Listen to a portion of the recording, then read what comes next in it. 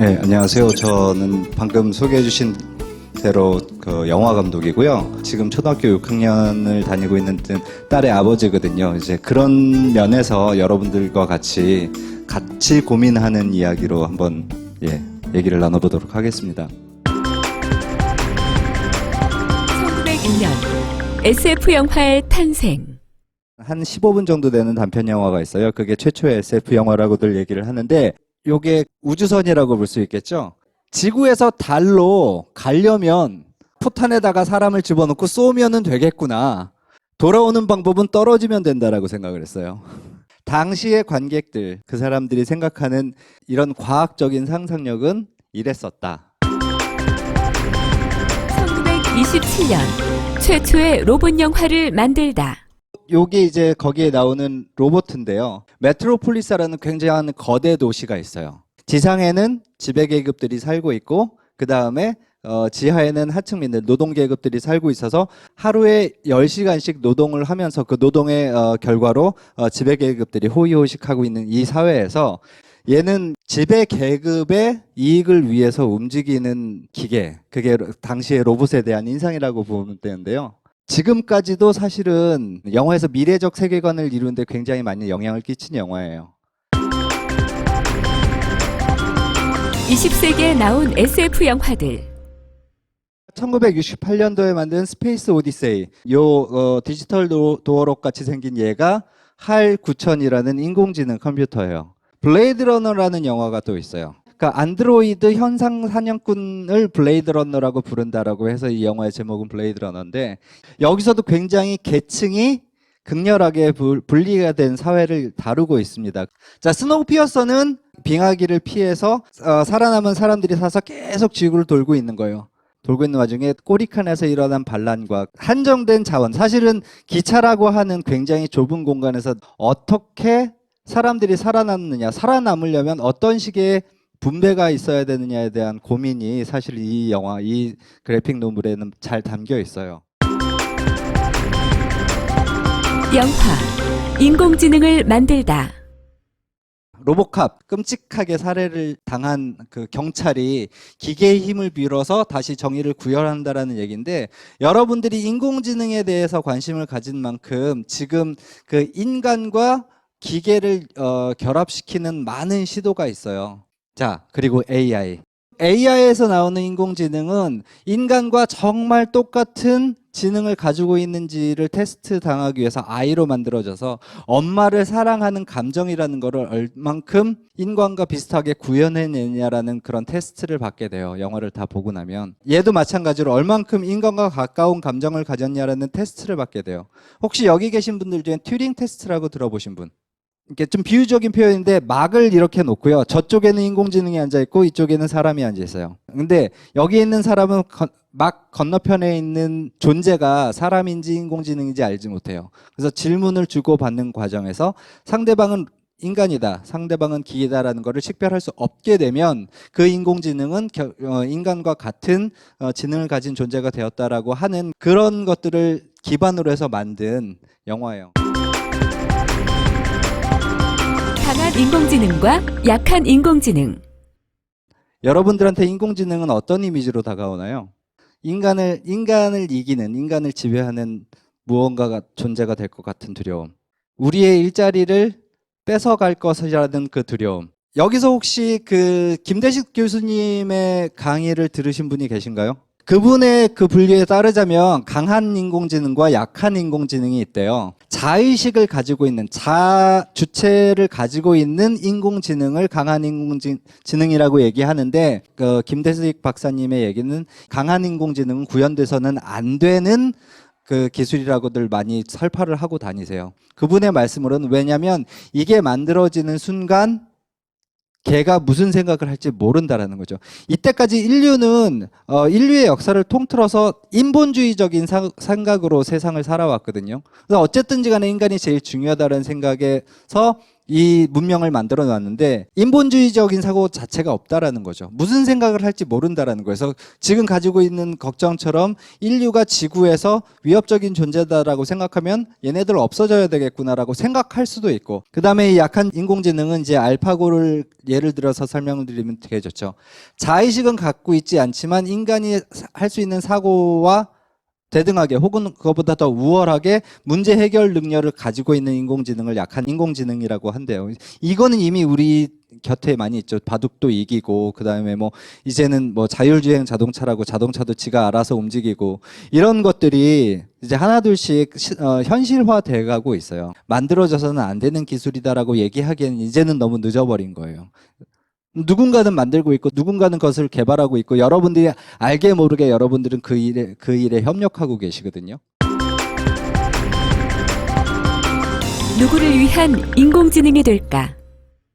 약한 인공지능만 가지고 고민을 하자면 일상의 편리함을 주고 있죠. 기술의 발전은 가장 먼저 가사 노동으로부터 여러분들을 해방시켜 왔습니다. 인공지능도 마찬가지로 그래 왔고요. 거기에서 더 발전을 해서 이제 생산적인 활동까지도 침범을 하게 되죠. 그래서 여러분들의 일자리를 위협을 할 수가 있습니다. 이게 모두의 일자리를 위협을 할까요? 전 인류의 일자리를 다 위협을 하면 이걸 만들려고 하는 사람 자체가 없겠죠. 나의 생계를 위협하는 존재를 나 스스로 만들겠느냐. 누군가는 인공지능을 통해서 더 많은 이윤과 이익을 창출하는 사람이 있고, 누군가는 그로 인해서 손해를 보고 있다라는 이제 뭔가 이제 벽이 생기기 시작하는 거예요. 이게 과연 누구를 위할 거냐라는 질문을 우리가 해봐야 된다라는 거죠. 저는 1%를 위해서라고 봅니다. 일단 싸요. 그 다음에 말이 없어. 예. 여러 가지 면에서 자본가들에게는 굉장히 좋은 생산 도구가 된다라는 거죠. 1%들한테는. 그러면 우리가 흔히들 요즘 자조적으로 얘기하는 99%들한테는 어떤 존재냐? 내가 할 일을 뺏어가는 존재가 되는 거예요. 우리가 1980년대 그 노태우 시절에는 우리를 보통 사람이라고 불렀습니다. 그 사람들이. 그러더니 어느 날 갑자기 우리는 중산층이 되어 있더라고요. 이게 뭘 의미하냐면, 보통 사람이라고 하면 그냥 오디너리 피플이에요. 근데 중산층이라고 하면은 생산과 소비에 있어서 미들 클래스라는 얘기거든요. 우리는 어느 순간서부터 자본의 그 서큘레이션에서 우리의 위치를 찾아내기 시작한 거예요. 우리가? 아니요, 걔네들이요. 그러면서 우리는 어느 순간 중산층도 아니고 서민이 됐어요. 예. 어느 날 보니까 중산층은 왠지 내 위에 있는 것 같아. 나는 서민이야. 그러면서 이제는 99%가 됐죠. 20세기 초서부터 20세기를 지나서 21세기까지는 이렇게 왔다라고 치더라도 그 전까지는 없었던 새로운 존재가 나타났잖아요. 인공지능이니까. 우리 대신 생산을 할 수 있는 어떤 존재가 나타났기 때문에 우리는 앞으로 뭐로 불릴지 몰라요. 예. 어디에 살게 될지도 모르고요. 뭘 먹고 살지도 저도 잘 모르겠어요. 우리의 다음 세대들이 직면한 현실이 이렇습니다. 인공지능이 가져올 변화는? 자, 인공지능의 등장은 생산과 소비에서 소외된 99%를 좀 더 공고하게 할 거고요. 그 다음에 그렇게 공고화된 사회는 결국은 민주시대의 종말로 올 거라고 봐요. 왜냐하면 그 우리가 얘기했던 보통 사람은 언제부턴가 생산과 소비를 하지 않으면 발언권을 가질 수 없는 사람들이 됐었거든요. 그래서 민주사회에서 우리가 발언권을 가지려면 우리는 최소한은 돈을 가지고 돈을 벌면서 돈을 쓸 수 있는 사람이어야 말을 할 수 있었었는데, 이렇게 우리가 더 이상 쓸모없는 존재가 된다면 민주주의 자체가 사실은 붕괴될 수 있을 거라는 두려움이 저는 있다라는 거죠. 우리 아이들은 어떤 미래를 만나게 될까? 어떻게 해야 되겠죠? 우리 아이들은 그전에는 개천에서 용난다라고 해가지고 뭔가 계층 간의 변화를 주는 어떤 시스템이 굉장히 좁기는 했지만 그 시스템이 존재했는데, 이제 그런 것들마저도 지금 단절되기 시작을 했거든요. 고시라는 제도를 통해서 공부만 잘하면 자기가 생각하는 계층보다 좀 더 나은 계층으로 갈 수 있는 발판이 되기도 했었거든요. 그런 것들이 가지고 있는 부작용이 뭐냐면, 저는 그 나양욱 전 사무관이라고 해야 되나요? 저는 고시가 낳은 괴물이라고 보는데 지금 고시가 낳은 괴물들이 득식을 거리는 세상이에요. 그 사람들이 1%가 돼서 더 이상 1%가 왜냐하면 개체 수는 한정이 돼 있거든요. 그러니까 1%가 될 수 있는 길을 점점 막고 있다라는 거죠. 사다리 차기라고 부르죠. 자기가 올라와놓고 밑에서 올라오는 사람의 사다리를 발로 걷어차서, 왜냐면 지들이 더 오래도록 잘 먹고 잘 살아야 되니까. 근데 내가 정말로 이해할 수 없는 건 뭐냐면요, 그 시스템 안에서 소비되고 있는 거기서 일하는 사람들이 그들처럼 생각한다라는 거죠. 이 사회에서 그 사람들한테 핍박받고 있는 사람들이 그들을 위해서 표를 던진다라는 거예요. 저는 그게 때려 죽어도 이해가 안 되더라고요. 근데 그게 지금의 우리들한테 영향을 끼친다라고 하면 그냥 내가 멍청한 탓이려니 넘어가면 되겠는데, 그게 끼치는 영향은 우리한테 오지 않고 우리 다음 세대로 와요. 그리고 우리는 걔네들한테 얘기하겠죠. 자, 네가 더 열심히 해야 이 경쟁에서 살아남아서 사람같이 살 수 있게 될 거라면서 애한테 채찍질을 하죠. 그러면서 수학학원 가라, 영어학원 가라, 국어학원 가라고 계속 등 떠밀고 있어요. 근데 수학은 인공지능이 훨씬 잘하고요. 영어는 머지않아 이제 동시통역 인공지능이 나타나서 더 이상 남의 나라 말을 배울 필요가 없게 될 거예요. 우리 때 서울대 연고대 가면 자기가 원하는 대로 자기의 직업을 선택하고 그 안에서 풍족한 삶을 누렸어요. 지금 서울대 연고대 간 애들 삼성 못 가서 안 달랐고요. 공무원 못 돼서 안 달랐고요. 무슨 수를 써서라도 살아남으려고 진짜 열심히 미친 듯이 공부하거든요. 뭐를 위해서? 취직하려고. 근데 우리 애는 내가 봤을 때 서울대 연고대는 요원하거든요. 걔 걸그룹 되겠대요. 하다가 생각해보니까 뭐 얘가 서울대 연고대를 가고 삼성 직원이 되나, 지금도 춤춰가지고서는 걸그룹 되려고 하다가 그만두나, 뭐가 더 행복할까라는 고민이, 전 지금 그 고민에 한참 빠져 있는 중이에요.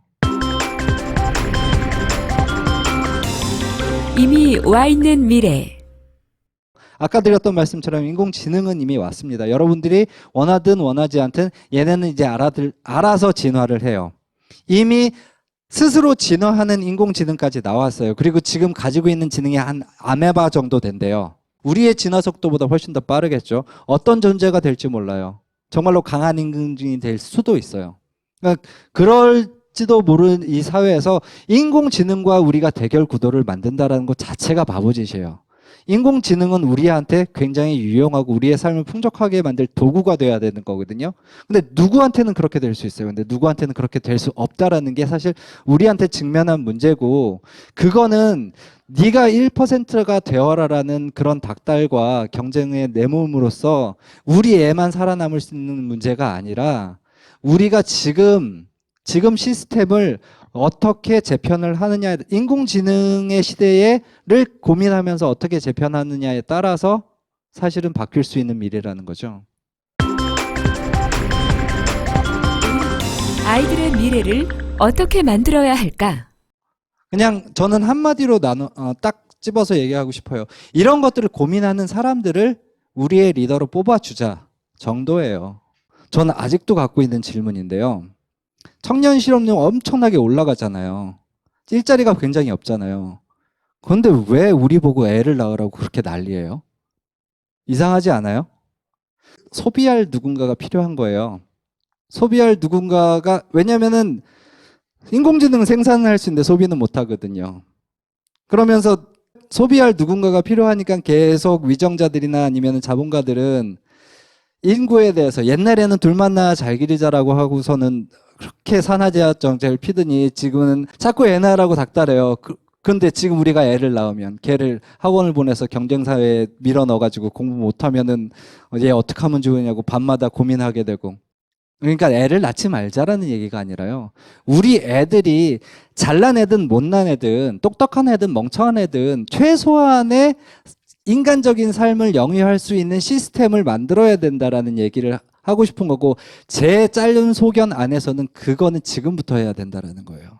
죄송한 말씀이지만 저를 포함해서 너무들 공부를 안 한다라는 생각, 애들한테 공부는 미친 듯이 시키면서 우리 스스로는 공부를 진짜 안 하는 것 같아요. 사회에 대한 이해도 굉장히 떨어지고요. 그냥 가만히 누워있으면 눈앞에 많은 콘텐츠와 데이터들이 그냥 막 쏟아져 들어와요. 그걸 그냥 받아들이기만 하고 나는 똑똑하다라고 생각을 하는데, 데이터를 기반한 사고를 하지 않으면 우리는 결국에는 열심히, 1%들은 굉장히 열심히 삽니다. 어떻게 하면 자기네들의 이 위치를 더 영속적으로 유지를 할까 엄청나게 고민을 하는 사람들이에요. 그 사람들과 우리가 쉽게 해서 나는 대적을 해야 된다라고 봐요. 미래. 우리 아이들은 행복할까? 아까 제가 보여드렸던 메트로폴리스라는 영화, 1927년도에 만든 영화예요. 그 영화는 이렇게 시작하고 이렇게 끝을 맺어요. 머리와 손을 연결하는 지점에 심장이 있다라는 대사가 있어요. 나보다는 남, 그 다음에 우리보다는 더 큰 그 울타리를 좀 생각하는 마음이 좀 필요하지 않을까 해서 컴패션이라는 단어를 들고 왔는데요. 패션은 그 열정의 패션이 아니라 고통의 패션이래요. 그래서 고통을 함께 나눈다라는 의미에서 컴패션이 연민이라는 뜻을 가지고 있는데, 여러분들이 지금 앞으로의 사회를 좀 더 모두가 행복하고 갈등이 없는 사회를 만들기 위해선 당장 여러분들서부터 사실은 나누는 거에 대해서 고민을 하셔야 돼요. 내가 이만큼 가지고 있으면 내가 조금 덜 쓰더라도, 내가 조금 덜 즐기더라도 이런 것들을 다 같이 갈 수 있는 공동체를 만드는 게, 아무리 무능한 내 자식이라도 이거 이하로는 삶의 질이 떨어지지 않을 거라는 믿음이 있으면 너무 좋잖아요. 나누는 사람, 착한 사람이 좀 멍청한 사람이라고 우리 스스로가 생각을 하고 있잖아요. 우리가 바뀌어야 되는 것 같고요. 또 하나는 뭐냐면, 자, 인공지능이 될 수 있었던 거는 아까 잠깐 언급했던 딥러닝이라는 게 있어요. 이건 뭐냐면 옛날에는 프로세서, 그러니까 지능을 높여서 인공지능이 사람을 따라잡을 수 있을 거라고 생각을 했어요. 그리고 일정 부분 그랬어요. 근데 그 이상은 안 되더라는 거죠. 그래서 고민하다가 어느 순간인가 그게 딱 문이 열린 게 이 딥러닝이라는 개념이 들어올 때부터래요. 그러니까 인공지능이 사람보다 미적분은 더 잘 푸는데, 사람은 우리한테 개와 고양이를 구분하는 건 일도 아니잖아요. 근데 컴퓨터는 개와 고양이를 구분하는 게 엄청나게 어려운 일이거든요. 근데 그거는 어떻게 해결했느냐, 딥러닝이라는 걸 통해서. 우리가 그랬듯이 우리가 태어나자마자 지금까지 20년, 30년, 40년을 살면서 축적된 데이터를 기반으로 우리가 사고하고 판단하고 결정을 내리듯이 얘네들한테도 데이터를 밀어 넣어주자라고 해서 계속 학습을 시켰다라는 거죠. 그 학습에 기반된 데이터는 어디서 나왔느냐? 우리한테서부터 나왔어요. 간단하게 해서 내가 야동이라는 그 단어를 검색하는 것부터 해가지고 페이스북에 내가 어저께 먹은 점심을 올리는 것까지가 다 정보였던 거예요. 그런 세세한 정보들이 모여서 흔히들 얘기하는 빅데이터가 되고, 그러면서 인공지능은 비로소 사람과 점점 더 가까워질 수 있는데, 그런데 우리는 뭐 해요? 반대로 가요. 우리 애들한테 반대로 가요. 개와 고양이하고 뛰놀 시간에 구경소하라고 가르치고 있죠. 그게 필요 없다라고는 얘기를 못 해요. 그렇게 해서 줄 세워 놔서 그 경쟁에서 패스를 해야 우리도 좀 더 나은 그 계층으로 갈 수 있는 티켓을 얻을 수 있으니까, 일종의 테스트를 위한 지식만 지금 가르치고 있는데, 말씀드리지만 그렇게 해서 내가 상상할 수 있는 계층의 그러니까 개체 수는, 그 넘버는 굉장히 한정돼 있고, 우리는 더 노력하면 노력할수록 그 문은 점점 더 좁아질 거라는 거예요. 그러고서는 거기에서 좌절했을 때 우리는 할 줄 아는 게 아무것도 없다라는 거죠. 세상에 대해서 너무 모르게 된다라는 거예요. 그래서 다양한 경험을 통해서 아이들한테, 물론 그 두려움 알아요. 저도 애를 키우니까요. 애 공부 안 하면 저도 걱정되는데, 그 걱정만큼이나 얘가 공부만 했을 때 뭐가 되고, 얘가 공부만 해서 결국은 그 경쟁을 뚫지 못했을 때 뭐가 됐을 거라는 거에 대한 두려움도 같이 가져보시라는 거죠. 알아서 하게 좀 냅뒀으면 좋겠어요. 니들끼리 알아서 놀아라, 니들끼리 알아서 놀다가 몇 시까지 들어와라라고 하면 되는데, 과거 우리의 어머님들은 애가 저녁 먹기 전까지 애가 어디 있는지 몰랐대요. 근데 지금은 애가 5분만 위치가 트래킹이 안 되면 엄마들 미친대요. 얘 어디 갔지 하면서 막 핸드폰으로 전화를 하든 아니면 뭐 위치 추적기를 하든. 우리가 너무 애들한테 하여금 그 경험을 할 수 있는 기회를 박탈하고 있지 않느냐라는 좀 걱정이 있고요. 우리가 생산과 소비에서 조금 벗어나서 내가 좋아하는 것을 하는 게 물론 24시간 게임만 하고 있으면 얘가 뭐가 되려고 일어나라는 고민이 드시겠지만 얘는 어디에서 행복을 찾나라고 뒤통수를 한번 보시면서 고민을 해보시라는 그런 뜻으로 제가 개인의 선택을 존중해야 되는. 왜냐하면 우리가 이때까지 살았던 세상하고 굉장히 다른 세상에서 살게 돼요. 이제 아무것도 못하는 아무것도 아니게 되는 사람도 살 수 있는 세상을 만들기 위해선 지금 여러분들이 무슨 결단을 내려야 된다라는 시대라는 거예요.